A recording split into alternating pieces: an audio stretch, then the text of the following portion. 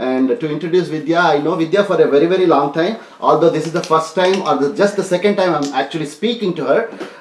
She's interested in. She's interested in several facets of Indian culture and civilization, including performing arts. She speaks several languages, Tamil, Kannada, and she has learned Telugu just for actually translating the Sangeeta Sampradaya Pradarshini into English. So she learned Telugu for that. I think she was also learning Persian with that introduction, and she's very much into the study of musicology. Her father-in-law is one of the very, very well-known musicologists in India, Sri S.R. Janaki Raman.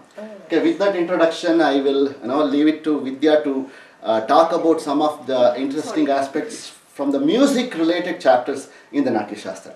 Awesome. Okay, Vidya, so it's... Thank you. So, just to set the perspective correct, I just come here as like a Sahridaya and a Rasika and share some of the things I have learned. So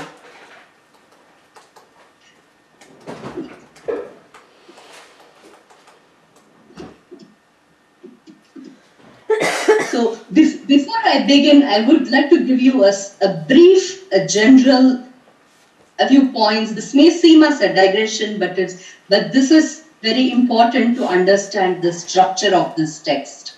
So please bear with me. So the first thing I would like to say is that the conception of all Indian Shastriya art is deeply tied to a philosophical, spiritual and religious framework. So it is within this framework of Purusharthas and Dharma that the Natya Shastra is placed.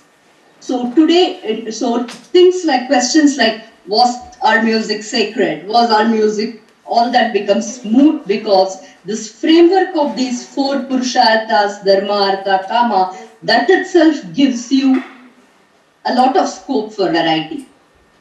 So you can have compositions with lyrics, without lyrics, instrumental compositions, compositions in praise of the gods, and compositions with Sringara. So this is the base, a fundamental principle that is articulated in the first chapter.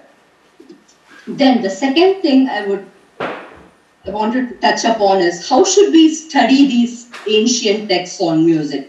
Should we read them entirely, or is everything relevant? In terms of the textual tradition of music, we basically classify them into three groups. One is the ancient, which has Natya Shastra and Dattilam. Then you have some of the medieval works, the Brihadeshi and Ratnakara, and then post-Ratnakara. So all texts after Natya Shastra will reproduce large sections from the Natya Shastra, whether it fits or not. So this is why the great musicologist Dr. P.K. Rajagopal Iyer, he says some of the later texts are digests and should only be read selectively. You don't read them entirely. So that is one aspect. The other aspect is, should we read only the text or should we read the text with the commentary? The answer to this would be both. And why is this? Because the text was written by somebody at a certain point, and later Abhinavagupta comes and interprets this. There are two issues with this. One, in the commentary, in the text, if you're looking at the works of any serious musicologists, like even people like Mahamahopadhyaya, Satyanarayana, and my father-in-law, and then the other Dr. Rajagopal Iyer, they will be the first to admit that there are sections in the text that they do not understand, that they are not clear.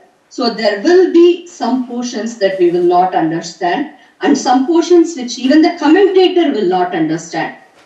You see this in the commentaries of Simha Bhopala and Kalinatha, in this Ratnakara as well. So no commentator will be 100% correct, but there are some like the Drethro that we cannot understand. So the commentary is also very important. So then coming to the next beautiful thing about the Natya Shastra, I mean, I want to speak about this, even though it is not entirely related to the music chapter, because this is, you will not find a lot of this in the written material, because the structure they have woven is very important. So one of the things with the Natya Shastra is that Mangala Charana framework they have woven. It's a very exquisite piece of very brilliantly thought out structure. So in most Samskrita works, the Mangala Charana is written for many reasons. The Mangala Charana is the opening verse. So one is for the benefit or for removing obstacles or Vignavarana.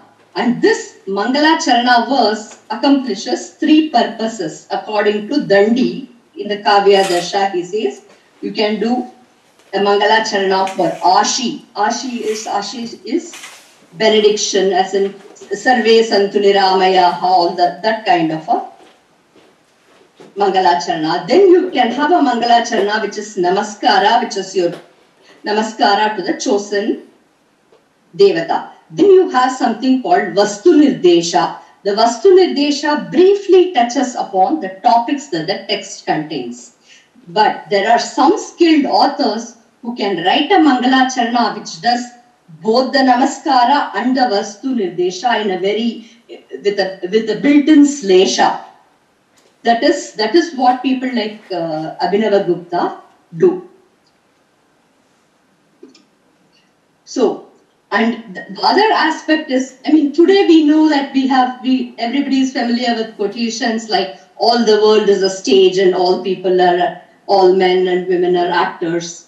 This idea was very much there as part of the Natya Shastra tradition as well. So this Natya, the whole sequence represented the symbolic creation of the universe in the Shaiva tradition and the Kashmiri Shaiva tradition, which is very important for Abhinava Gupta.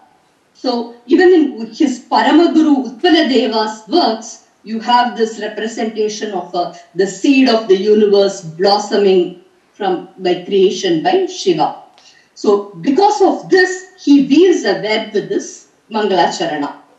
So in the Kashmiri Shaiva Sampradaya, there are 36 tattvas which are starting from the grossest layer, that is from the Panchabhutas, Prithvi, Apaha, Tejaha, Vayu, Akasha, and then going up to the Paramashiva who creates everything. And then there is something called a Samvit or the Para Samvit, which is beyond all these 36 tattvas, and it illuminates them. So this is their philosophical background. Now it is very convenient that the Natya Shastra also has 36 chapters. So whatever the commentary writer has done is that he integrates each of these tattvas with the first verse of his commentary in each of the chapters. So every verse will be a namaskara to Shiva, and it will also have the sense of the reference to that tattva, that particular tattva, numbered tattva from the Panchabhutas, Tanmatras, or Shiva, Sadashiva. They have a very, very structured form of these 36 chapters. And then, so this is why he starts off with Shatrim Shakatma Jagat Gaganava Vasa Samvin Marichi Chaya Chumbita Bhimba Shobam Shatrim Shakam Bharata Sutram Yadam Vivrinvan Vande Shivam Shruti Tadartha Vivekadama. So he relates this 36 tattvas of the universe with the 36 chapters in the Natya Shastra. Now, coming to the music chapter, so this is the background, and I will go into the Mangalacharana of the 28th chapter and explain how this ties in with his system. So this is something I just need to set the stage for how the text is structured. Now going to the musical chapters. So where is music in the Natya Shastra? Where does it find a place? Because it talks about, as you all did, you must have done the previous chapters, and there are. So the first place that we find music is in these texts. The other thing that they have is, they have a section called Padartha Sangraha. The Padartha Sangraha, what it does is, it gives a listing of topics. It is also known as Uddeshya. A Padartha Sangraha or Uddeshya, you will find it in early texts, you will find it in Dattilam, you will find this in Natya Shastra. So they will just, in the introductory, this is found actually in the 6th chapter. He will talk about, in this music chapter, I will talk about these things. So this is called the Padartha Sangraha. The reason I mentioned the Padartha Sangraha is that the commentary writer will make a reference to that later on. Then we have musical references that are spread across in different contexts. For example, there is a verse called Sarau Veere. The Shajja and Rishabhaswaras are represented for Veera Rasa. Now, here, this is a very interesting, I would like to share a very interesting story here, wherein Pandit Bhatkande, people, as I think Ramaprasad had once mentioned about this as well, that his contribution is not very easily understood by many people. So one of the things he asks in this verse is, how should we understand this verse, Sarau Veere? Shajja and Rishabha will come in any raga. So why is it that Shajja and Rishabha should be used in Veera? What is specific about that swara? Then he himself gives an answer that it is not to be understood as just Shajja and Rishabha, but how you should understand that is Jatis, or Jatis were the earlier equivalent to Ragas, which have a profusion of Bahutva or of Shajja and Rishabha, or Jatis which had Shajja and Rishabha as the Amshaswara or the important note. These are employed in songs involving Veera Rasa. So this is how the application-oriented understanding of these texts should work. So this is something which was very championed in the earlier days by Pandit Bhatkande. Because if you look at the history of our musicology, there was a period of time in the 19th century where people were interested in mathematics and background of science, and they came into art without understanding how it actually was. And then on one side, there were musicians who were practicing music. So somebody needed to bridge the gap, and this bridging the gap was done by people like Pandit Bhatkande and Ratan Jankar and others. So, but this is an interesting point as to how do you understand the verse, and also how do you apply the verse to the arts. So you can also see this kind of thinking even in the Abhinava Gupta. For example, there is Shajja. The Shajja swara can be derived in many ways. One is that it is the swara which gives birth to the other swaras is one. Then the other way is this Shajja, the Naradiya Shiksha basically gives Shajja as it is the basis of different sthanas in the human body. Abhinava Gupta himself quotes that verse and says, this is anupayoga, and this in terms of prayoga, this kind of an etymological definition is not useful. So the Natya Shastra, the commentary, both are very prayoga oriented texts, as in they included those things that were needed for application. So these are the musical references in the other chapters. Then you have the musical references in the Purvaranga. The Purvaranga music basically was a section of the music where the screen was sometimes still on where the actors did not yet come. But if people are sitting waiting for something to happen, they will have a level of restlessness. So to make their minds conducive to watching the play, what they did was they had Avanadavadya's play. They had a section of compositions called Nirgitas, which is called Nirartakam Geetam Nirgitam. So that is, these compositions did not have meaning. So to answer the question of should everything have meaning, meaning as in the sentential, verbal meaning. They had they would use words like dingle, jentam, jam, things like that. So this was played in the initial section to make everything come alive. You can see the remnants today. Again, these traces are found even today. If you watch a Kudiyattam performance or a Kathakali performance, you will see that they light the lamp. They start with the Avanadavadyas. So you can see these traces even today in many of the art forms. So this was Purvaranga, and the Purvaranga also functioned as a way of just removing the obstacles and praying to the devas. So there was a prayer element as well, which today also you have a kind of a Pushpanjali that they do. So these elements are traced even today. So this is as far as the Purvaranga. Then you have the musical chapters, which is from 28th chapter on to the 33rd chapter.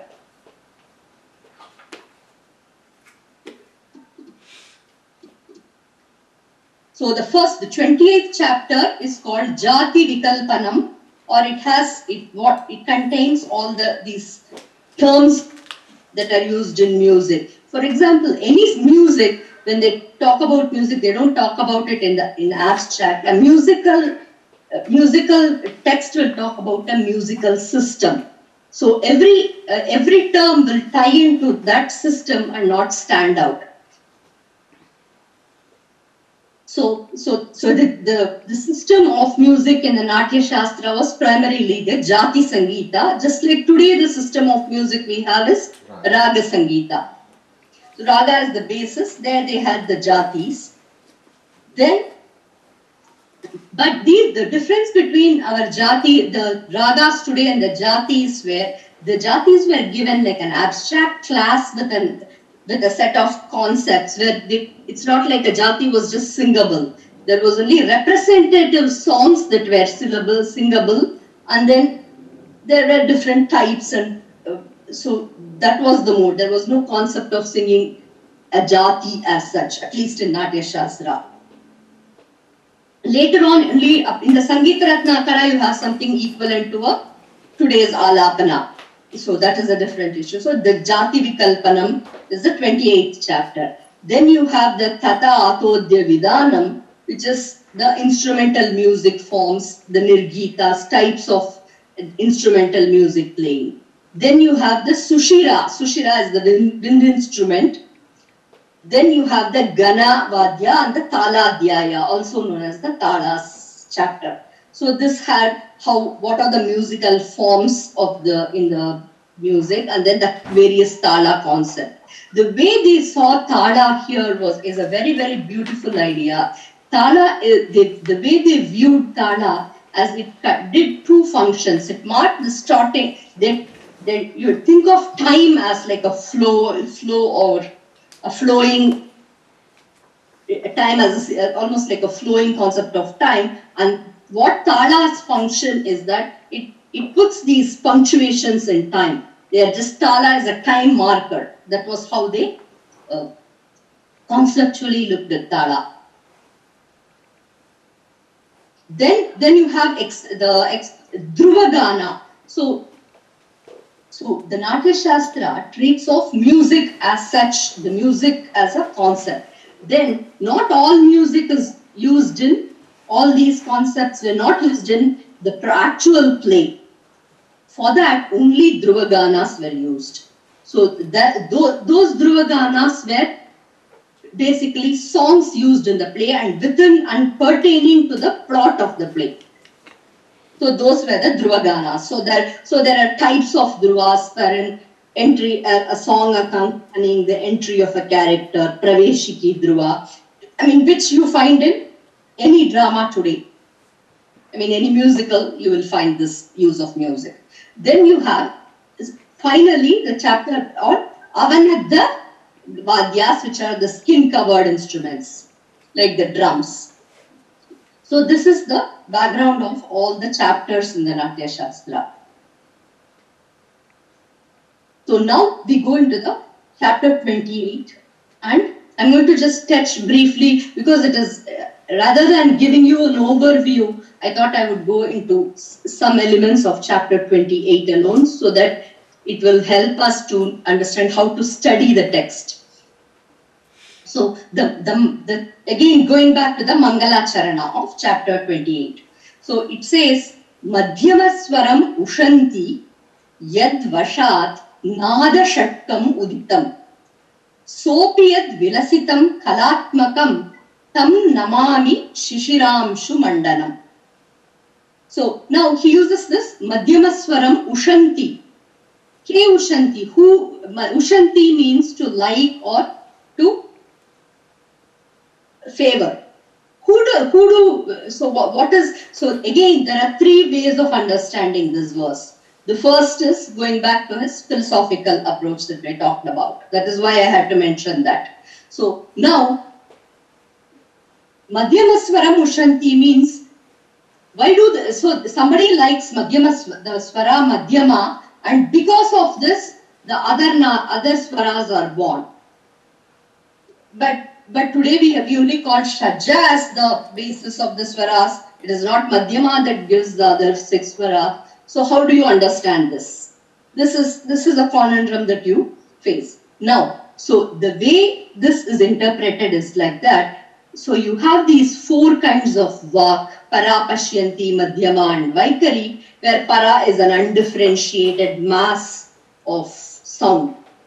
And then this slowly differentiates and gets directions as pashyanti. Then madhyama is where you have the intent to speak. And then vaikari is when it comes out as audible speech. So this works for both speech and sounds. So the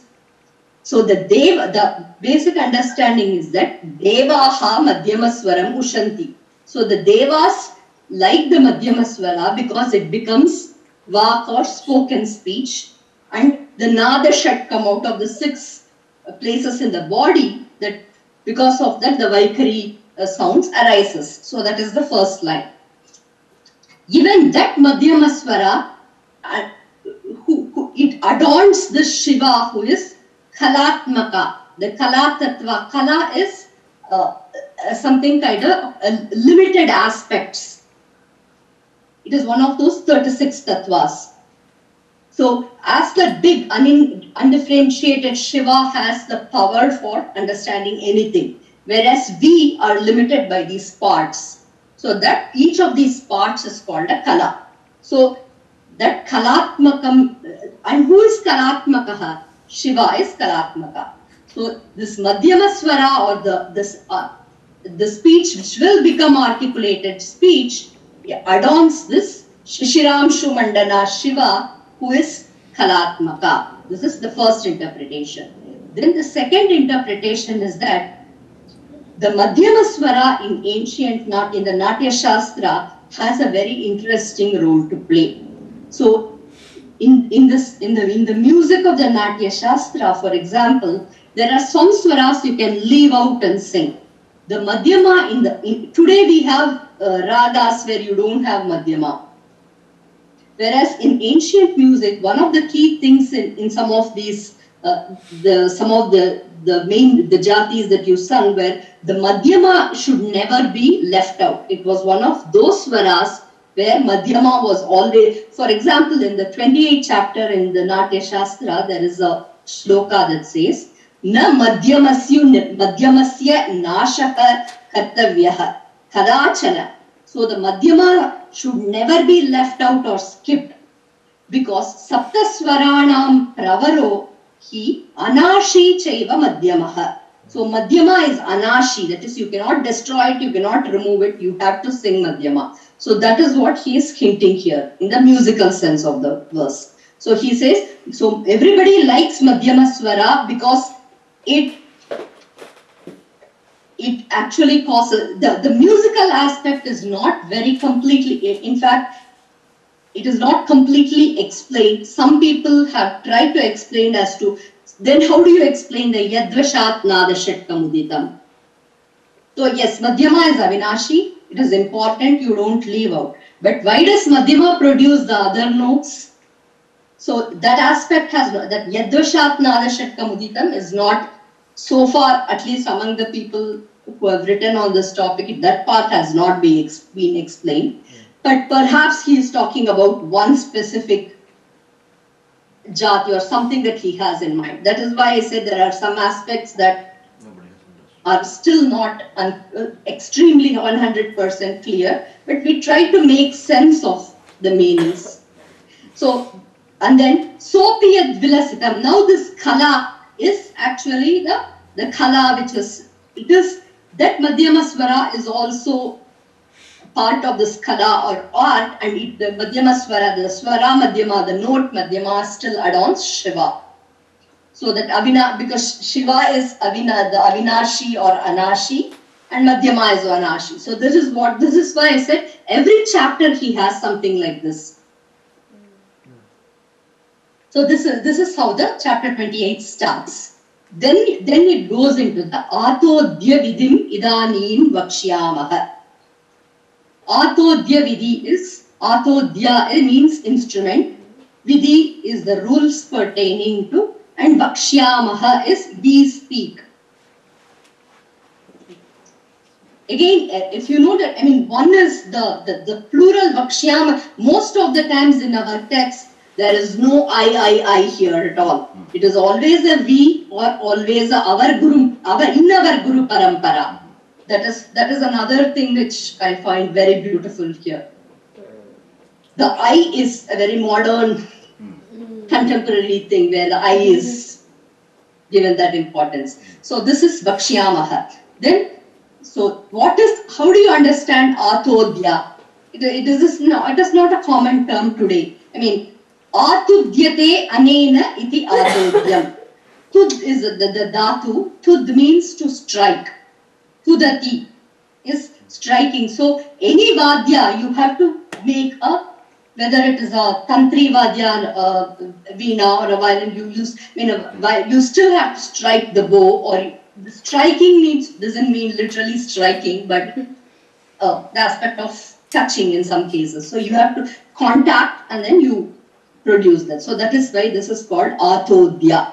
Atodya means to an instrument. And so it is also derived as Atudyate or Abhihanyate. Hananam is also striking, and it also means destruction in another case. So Atudyate Abhihanyate iti Atodyam. So this is as far as the beginning. Then they say Tatam Chaiva Avanadham Cha Ganam Shushiram Cha Chaturvidham tu Vigneyam Atodyam Lakshananvitam. So Tatam Cha Eva Avanadham Ganam Sushiram Evacha. 4 things. Tatam Avanadham Ganam Sushiram. Chaturvidham Vigneyam. These 4 should be understood as 4 kinds. Atodyam Lakshananvitam. That is the Lakshananvitam Atodyam. Here again Bharata says, not any Atodya. We don't talk about an instrument that is used in war or something that doesn't, or some instrument which is not relevant in the Natya. Instruments that are used in Natya, Lakshananvitam means that is used in Natya, those Atodyams are to be known as 4 types. That is Tatam, Avanadham, Ganam and Sushiram. Now this is where the commentary writer starts off his own thing. The Abhinava will first ask, Abhinava Gupta will say, so now in the Padartha Sangraha you didn't start off with Tatam, you started off as something else. Why are you now? Why is the Muni now starting with the word Tatam? So this is why the Padartha Sangraha, I mentioned that Padartha Sangraha. So now Abhinava Gupta will first, in all our texts again, there will be a Purva Pakshan who will question, and that Purva Pakshan will ask, and most of the times the Purva Paksha words can be understood by, you see the word Nanu, you will always understood that it is not the commentary writer, but it will be another viewpoint that he will present and then either dismiss it or disprove it. So most of the time, and then his own viewpoint will have this Vayam to Brumaha, and then he will give his viewpoint. But these Nanu sections in these texts that start with Nanu are always an opposing or something that he does not agree. And they will also have things like Iti Aparaha, Iti Kechit. Those things means that it's not a view he says, but somebody else. So then so the commentary writer says, Nanu Uddeshe Siddhihi Swaraha Tatatodyam Ghanam Rangam Cha Sangraha Ityuktam. Tatra. So this is the objection. So in the Uddesha, you started with Siddhihi and Swaraha. Now you are not talking about Swaras, but you are beginning with the tatam or a type of instrument. You are talking about instruments. Why is this? Then he himself will answer that says, for Swaramsha Tata and Sushirayoho Upayogaha Swaramshe Tatra. That is Tatra Swaramshe Tata Sushirayor Upayogaha.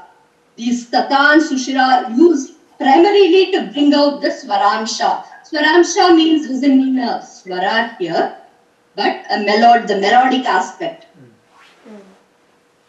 So again, this is another part, that is every word will have a general meaning everywhere, but in many cases Swaratmaka doesn't mean Swaratmaka means not one note, but melodic aspect in some places. So his answer is that for bringing out the Swaramsha, it is the Tata and Sushira Vadyas which are used. So this is why he is using from a practical Swarasya Paramartham Rakti Lakshanam. This Rakti Lakshana of Swaras come out by means of these Vadyas. So he is starting with this is his explanation.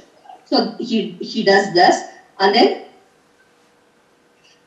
he will go as to what each of this are in the next one.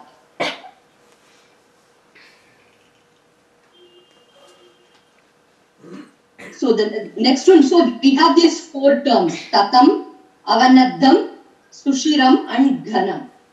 Now, Tatam is to be understood as Tantri Kritam. Tantri is, as we know, is a string. So made out of strings is Tatam. Jneyam. Tatam is to be understood as Tantri Kritam. Avanaddam to Paushkaram. Now this doesn't explain anything. Avanaddam to Paushkaram really doesn't tell you anything. So the commentary writer will say, Avanadha is Charma Bandha. That is, Charma is made with skin covered instruments. Now this Paushkaram has a very interesting story that occurs in the Natya Shastra earlier, where there is a sage a rishi named Swati. He goes to a forest and he sees this huge waterfall, or a waterfall or something with water rushing downwards. So what happens there is a lotus pond, and this water from there drips on these lotus leaves. And when it drips that, he gets the idea of he hears music there. So there is a sense of the rhythm plopping on the lotus leaves. So he gets this idea, takes this and then takes this concept, and then inspired by nature, he then creates this Charmabandha Vadya or Avanada. A Pushkara is a lake or a body of water.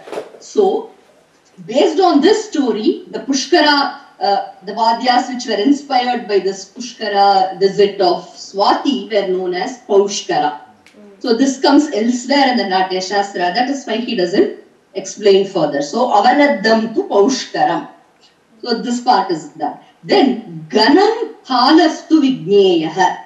This Ghana Vadyas are something like today's I don't know what you're saying in Kannada, but the Jalra that we do in what we call in Tamil. So the cymbals that they strike. So that Vadya is Ghana.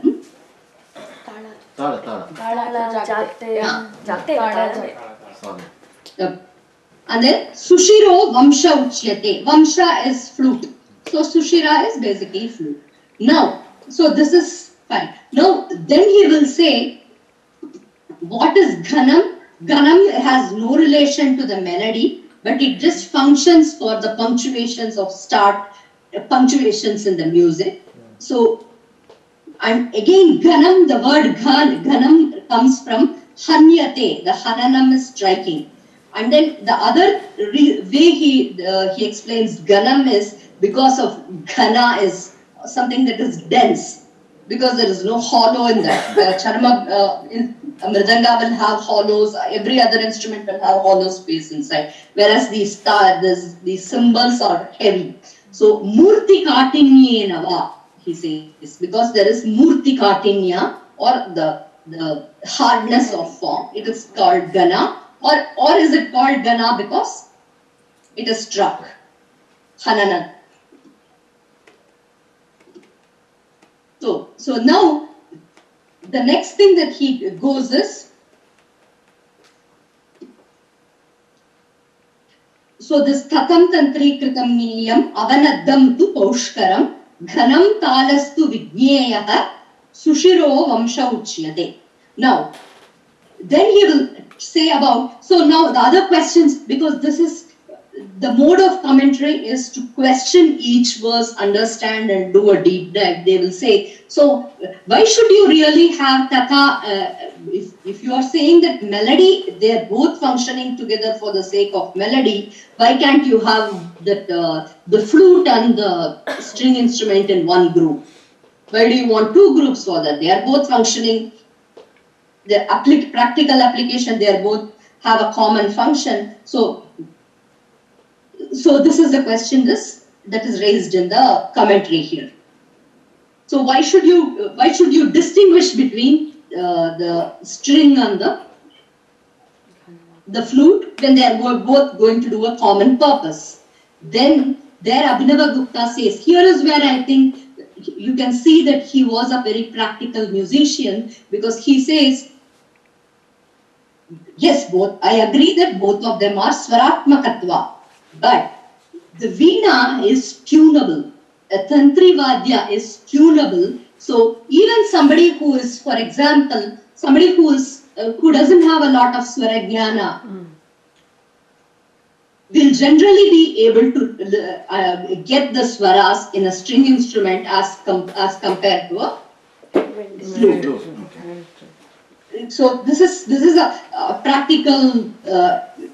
I am somebody who doesn't have a lot of swarajnana, for example, but I find that is why I find the flute, I don't I'm not able to distinguish the swaras in a flute even today. But there are people like there are others who have a higher level who can do this. So he actually says, Veenayam ashikshite api abhiharane na Swaratvaha Upalambaha. This is what the commentary writer says this. Even Ashikshite, somebody who is not trained, can perceive swaras in the veena, and that is why even so, just like we have an orchestra where the one vadya will give the main thing, so it is the vamsha will follow so everything will follow the veena. So he says, even among these instruments, the tantri vadyas are given a slightly higher place. This he will say, but later on he himself will come back and say, actually the voice is a little more better than veena in certain aspects. So there is that gradation, which is, these discussions happen even today among Yeah, it's people. valid today as well. So this he says that. Then the commentary will go on a lot in detail about this aspect. Then he will say, so now these are different instruments, and then because again here, because we constantly we have to remind ourselves that this is an application oriented art.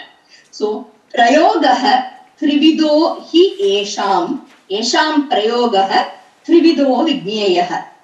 What kind of prayoga? Nataka, not general. They are not going to perform music as in a music concert. Because the prayoga here in the Natya Shastra is talking about Natakashrayaha prayogaha. That is, in the context of dance, their usage is in three ways. One is the Katha by themselves they may play, or the Avanaddas may play by themselves, or they are aiding that Nataka, that is, or along with Natya Kritaha. So prayogas trivido hi esham vigneyo nataka ashrayah. Tatam chaiva avanaddam cha tata natya krito aparaha. So these are the three ways these things can perform in terms of a prayoga. Then so this is, here again he will go, so he goes there. And then the next, these are all the verses in the Natya Shastra. I was not talking about the commentary now. So then he will say, Tataha Kutapa Vinyasaha Gayanaha. So then each individual group he will talk about. So what is the Tata group? So did you go over the Kutapas in your earlier study, the concept of these Kutapas? Just I think as part of the Purvaranga, we just Correct. saw that. So the Kutapas are these three different groups that they sit together. And interestingly, the word Kutapa is Kum Shabdam or Rangam Ujwalayati. That is, it lights up the stage with its noises. And then that is one element. But why are they called Kutapas? In fact, I think Dr. Raghavan or somebody makes this point that the word Kutapa is based off, it was a rug that was called Kutapa, and they sit on these charma based, skin based rugs that they make, and these groups sit. So that is also because I think one of the koshas of the dictionary derives Kutapa as a rug. So they say that it could be named after that. So these three Kutapas are sitting. So now in the Tata Kutapa, there is a vocalist who sits, and then near the vocalist, Babinavagupta actually says his wife sits there. The vocalist sits there, and the wife who holds the cymbals, the tala, sits there. And then you have the people who play the Vipanchi and the Veena. The Vipanchi and Veena were two different instruments. I mean, one of them was a Saptatantri. There are a lot of controversies as to what is these instruments and how they are to be understood. Based on there are other references. So I don't want to go into identifying the instruments, because all you know is that there were some strings which were a 7-stringed instruments, and again some of them were harp type or where there was a strumming kind of instrument. But so the Vipanchika is the person who plays the Vipanchi. Vainikaha is a person who plays the Veena. And then the Vamshavadas, the Taivacha. These people are all sitting in one group, or the Tata Kutapa. Then on the next to them there will be the Avanada Kutapa, the people who do the Tala thing. Mardangikaha, the person who plays the Mridanga. Panavikaha, the person who plays the Panava. And then the Panava is, again, it's a complex instrument which has strings inside. I do not know how, I mean, there might be pictures there, but what the function, probably something like a version of something like today's Kanjira, where there is the Tala element as well as the tambourine rather than something that has these strings it gives a complex sound, a more complex sound. It has strings as well as the Charmabanda. So that is Panava. And then Darduriko Budaihi. So these three people sit. Avanadda Vidaveshaha Kutapas Samudahritaha. So these are the Avanadda Kutapas. So now, so we have these three prayogas, Tatha group, Avanadda group, and the dancers and actors have already dealt with earlier. So he doesn't have to go into how they are situated in this chapter now.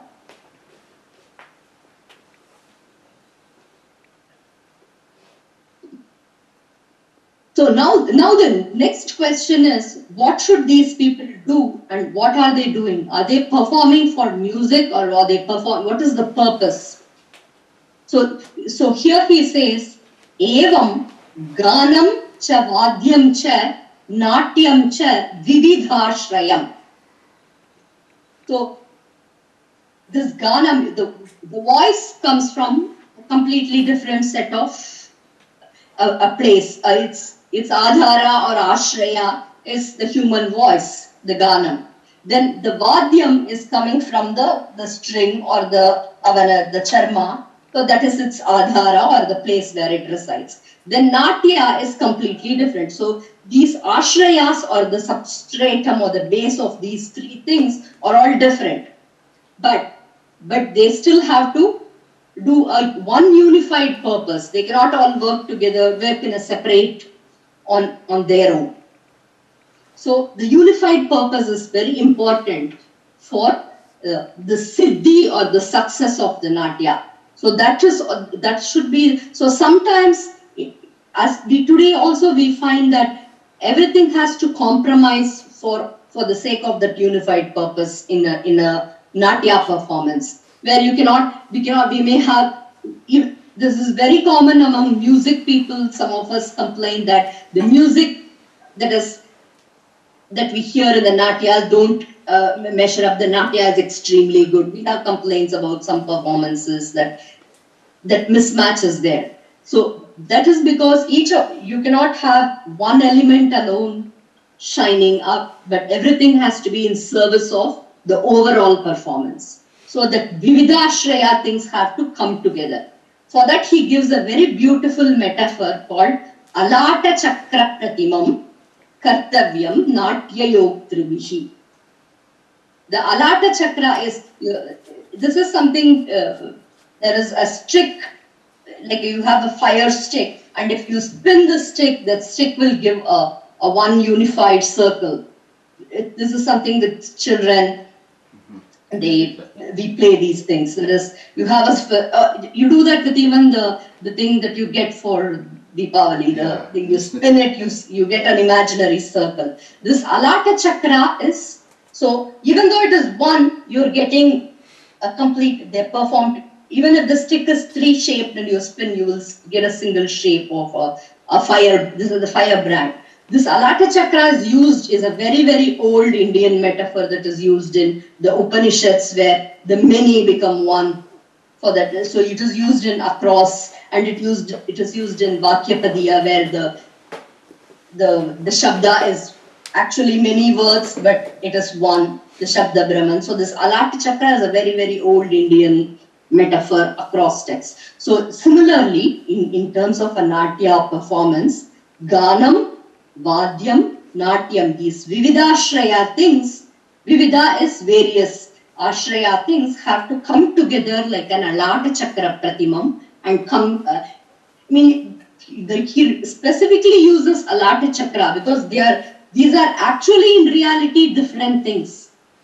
They are not the same thing, but just for the performance or the duration, for the show or the spectacle, that portion, they come together. Then they go back to their respective functions. So that is why he uses the Alata Chakra Pratimam. Again here the commentary writer will say, Nanu Ganadi Yan Shankya Aha Vivida Ashraya Yasya Iti. So even though these are separate ashrayas, then because they have Binna Indriya Grahya. The eyes are the ones which see the Natya. The ears are the ones which hear this music and any dialogues. So they have Binna Indriyas, or the different sense organs are seeing these things. Then how do you get this? How do you get this unity? For that he answers, Yatnena asya ekata sampadya. You have to make an effort and bring this together. It doesn't naturally come together. It will not, because they are by nature different. So Yatnena ekata sampadya. For what? For this purpose of achieving siddhi of the performance. So that is the goal of this verse. So we are in the 7th verse, or evam ganam cha vadyam cha natyam vividashrayam alata chakra pratimam kartavyam natya yoktribihi. The natya yoktru is the director of the play, or who is the yokta is joining together. Yujyate, yujdato means joining together. That is, so the person who joins all these elements together has to do this yatna and bring out this unity of performance. Now, so far he talks about the context of music and what are all the components in the play. Now he will. This section is one of the most debated, and what does it mean, and then late goes on to the coming section. So there is something called. So then he talks about and introduces a word called Gandharva, or Gandharva and Gana. So the next 8th verse is Yattu Tantri Kritam Proktam Nana Atodhya Samashrayam Gandharvamiti Tad Jneyam Swaratala Padatmakam. So Yattu Tantri Kritam. So that which is made by the tantri, again you can see the pradhanatva of the string instruments here. The which is made by primarily by the string instruments and aided by all these other instruments. Nana atodhya samashrayam. That music is called Gandharvam. And this Gandharva is what kind of music? It is Swaratala Padatmakam. Again, the sequence is again very debated upon and discussed in the commentary, because he says Swara, Tala and Pada. That means, are these things important in this relative order? Is Swara more important than Tala and Tala more important than Pada? Or so there are some discussions, or there will be some discussions in the commentary on that. Then he will say, he will take this Gandharvamiti, that word. You can separate it as Gandharvam iti tat jneyam. Thus, it has to be understood as Gandharva, is one form. Then he can also interpret it as Gandharva miti tat jneyam. Miti, or the mana of Gandharva, the scope of Gandharva is Gandharva miti. So Gandharva miti tat jneyam. So the Abhinava Gupta will go into that detail. That is, so the scope of Gandharva, or the word Gandharva, is its nature as Swaratala Padatmaka and made by these Tantri Krita and aided by other Vadyas. And now you can also ask, so Tantri, what happened to the voice? Because he's the next, this will be again gone into and said, the Tantri Krita is a veena, and the Sharira is also a Tantri Krita veena. So that's a Shariri veena. So Tantri Kritam Proktam includes both the Dharavi veena and the Shariri veena. So that is how we will go into later. So the Gandharva Mitihi Manam is how he explained the scope of Gandharva, or it is known as Gandharva. Now, so far there is no problem. Here he uses the word Gandharva as generally to mean music. Later on comes the thing where he says, understands Gandharva as a separate aspect, which is either some people interpret it as music or music for music's sake, but it is also sacred music. Whereas, so this is where the problem of interpretation comes. So, but in all our texts, the word Gandharva is always used in as the context of sacred music only, because there is it is all, when you sing Gandharva, it talks of Adrishtakala, Devanam Prityartham, everything. So there is a lot of controversy. Even today there are writings which claim that that is not what Gandharva is. Gandharva is merely music for its own sake and music not in the service of Natya. There are some who interpret like that, but the texts do not completely support that kind of an interpretation.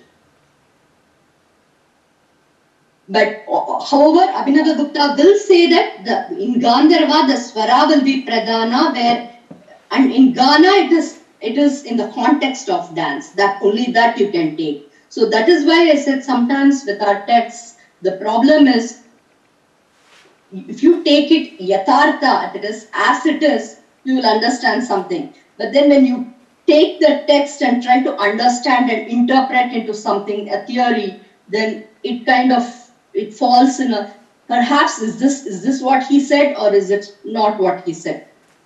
So this is one area where there are a lot of papers on what Gandharva is not, and there is a lot of research on this section. So going to the next verse, he defines Gandharva. So, Atyartam ishtam devanam tatha prithikaram punah Gandharvanam cha yasmaddi tasmat Gandharvam uchyati. So because the Devas are very fond of this music, and it is also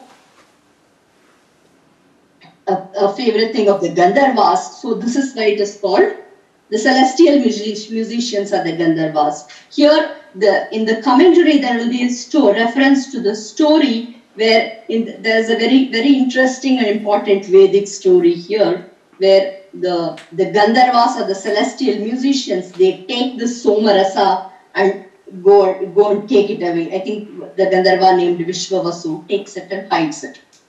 So at that time, the Devas, in order to get back, they seek the help of this Vak. So Vak will take the form of a woman and the goddess, and then the Gandharvas will now want Vak to come to them. So Gandharvas, they will forget their own thing and their act of singing and will try to propitiate the Gandharva, the Vak, with mantras. The Devas, knowing that Vak likes music, and he actually says women like music. So the Vak enjoys music, knowing that Devas will actually sing to the goddess. So when they sing to the goddess appeals, goddess likes that better and goes back to the. So in the competition, the Vak will come back to the Devas, and then they will get back possession of the Somarasa as well along with her. So this is this reference that is made here. So that's the story of, this is in either, I do not remember the text, but it is in one of the Brahmanas, and it is also either Aitreya or somewhere there is a Vedic text and a reference to this. So that is what is being referred to here. So Atyartam ishtam devanam tata pritikaram punah. So both the Devas and Gandharvas like this. Then what is this Gandharva? Asya yonir bhavet, asya yonihi bhavet ganam, veena vamshaha tataivacha.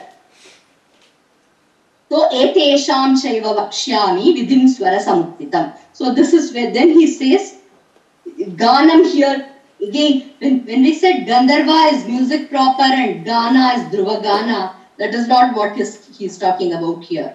Asya yonihi bhavet gana means this origin is samagana, is what here the Gana word. That is why each of these words you have to see the commentary to or to understand the context. You can have, so you just said Gandharva and Gana are different, then why are you saying Gandharva's origin is Gana? That makes no sense. So here, Asya Yonihi Bhavet Ganam means its origin is in the Samagana, and it all comes from Veena and flute.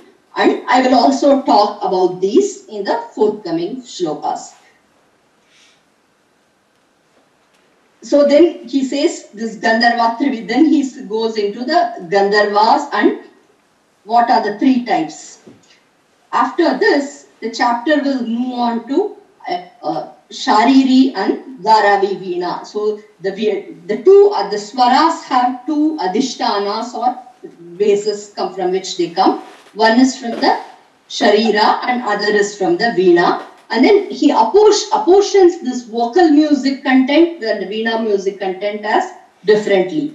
So for example, the Swara, Grama, Murchana, Thana, Sthana and Vritti, Shushkam, Sadharana, Varna, Alankara, Datavaha, Shruti, all these yatis are all Veena pertaining topics.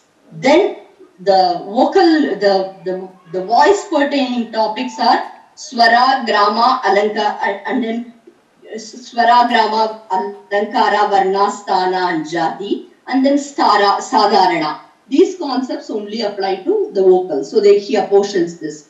That is because then you need to know then he will go about explaining what these terms mean. What is Swara? Swara is Shajja and others. Then what is the relationship between the Swaras? And the intervallic, so from a conceptual standpoint, the important things in ancient music are the swaras. Swaras we know, the Shajjadeya, there's no need for explanation. At least reasonably we all know what the swaras are. Here they are talking about the Saptaswaras, not about the later swara system. Then there is the Shruti. The Shruti in this text means the so again, here there are two viewpoints in ancient music. In the Natya Shastra, the Shruti means the intervals between the swaras is called the Shruti. Whereas in Dattilam, they give the Shruti as a slightly different concept, where they actually talk about the Shruti as a midpoint, but it's a different interpretation there. But in Natya Shastra and later all the texts, many of them say Shruti is an interval between the swaras. Now if they have intervals, then they have to have a certain arrangement. That intervallic arrangement is known as a grama. And then he gives two such gramas, Shajja grama and Madhyama grama. Then there is another grama which is merely theoretical, but Bharata doesn't mention that and it is not there because it's not used. So this intervallic arrangement is called a grama, just like people live in a group or called a village or a grama. Similarly, these swaras arranged in a certain manner are called a grama. Then, so these are swara and grama are just common between for the voice and the instrument. Now, Murchana. Murchana is basically a scale made of 7 swaras. So people don't, today the word Murchana is something that you sing. But here what they mean is Murchana is made of 7 swaras, where if you take an instrument where there is a strumming type of instrument with 7 notes, you can strum from sa to ni, and then you start from make your starting note the ni and go from that, make the starting note the re. So that is why they say the Murchana topic is given as in the Veena section or the instrumental section. So, and then you also have these Murchanas, when you can play 7 notes as you strum, you can skip 1 note. So that skipping section, because these are all practice and this is how they think of new melodies in the instrument. So when you skip these, just like we have we have the meda and swaras where you skip, you do varja and vak. So how is new melody? How are new melodies born? Is a very interesting topic in music. Some of them you can get by graha bheda, some of them you get by varja and vakra mechanisms. You can so here in the ancient system of music, the new melodies were based on this Murchana and Tana system. But those were primarily used in these 7-stringed instruments where you could.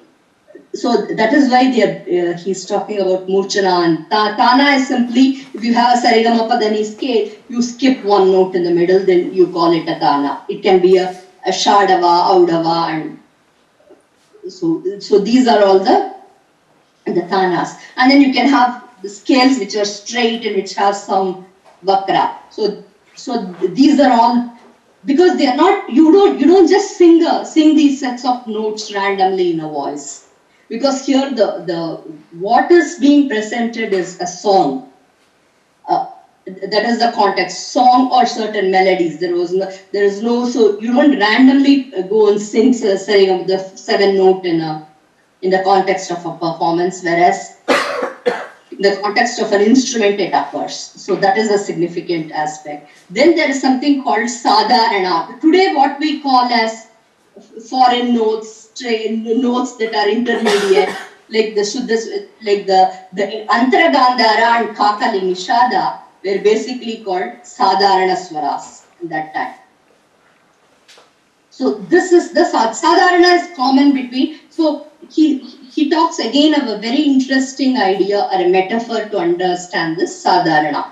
That is, between 2 seasons, you have this. When we see that in this country very clearly, that is the change of seasons. You see that as winter closes and then spring comes in, you see that little flowers bloom, you see those little signs. That intermediate time between these seasons is called Sadharana. Just like that, these swaras lie between two other swaras. So the Antara and Kakali are the Swara Sadharana. Similarly, in jatis also you can have something, an intermediate. So you can have this jati and then other class of melody. And going into that will be a deeper dive, but I'm just saying that at this point that Sadharana are something called intermediary. It can be an intermediary note or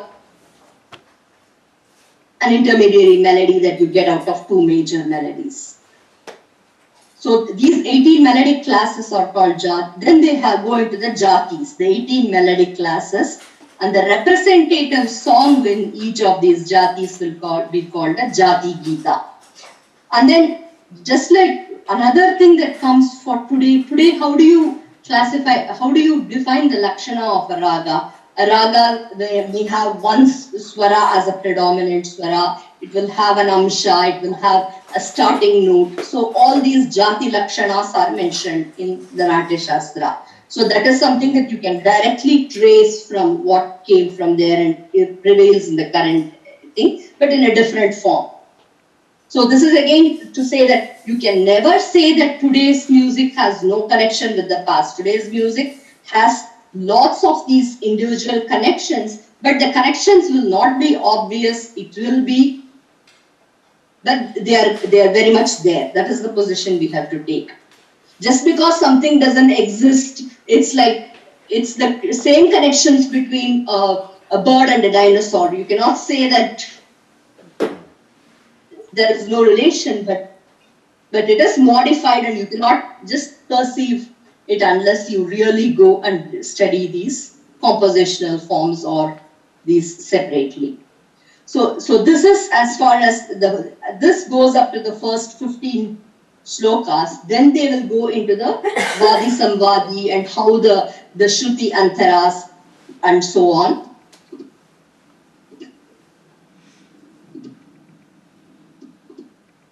So the chapter 28 will also go into the types of Gitas and what are those Gitas. Then you have these compositional forms such as Nirgitaka, Gitaka, Dhruvagana, Jati Gita, Kapalagana, Kambalagana. Kapalagana or Kambalagana are basically songs in praise of Shiva. Nirgitaka, as we said, it comes in the Purvaranga.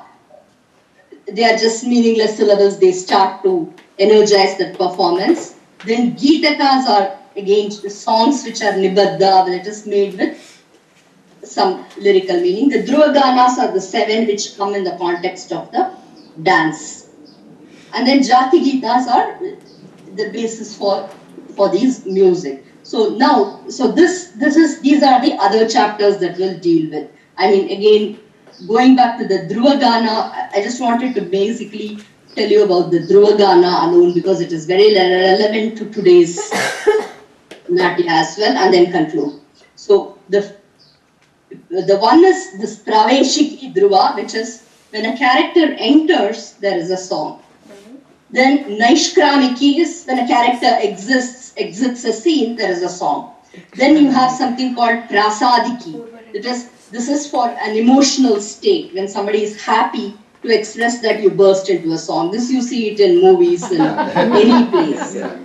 So, and then similarly, there is tension in a play between one scene where something happens and there is a gloom or something. So to resolve that tension or the situation of a gloom, that is an akshepiki dhruva. That is so you have that. Then also we have in movies. And then you have scene 1 and scene 2, and the scene 1 and scene 2 needs a transition or an intermediary. Then you have an antara dhruva. So these dhruva ganas are, you can relate this to any movie today, any play today, anything that is made on stage today. So to me, this is the universality and the applicability of Natya Shastra that we can bring. So with that I end this, and I mean I can only cover, again I do not want to go into extremely technical topics on music, or because one, I am not qualified for that, so I wanted to give you a broad overview and this was stop with this. This was excellent, Vidya, because I mean, the way you know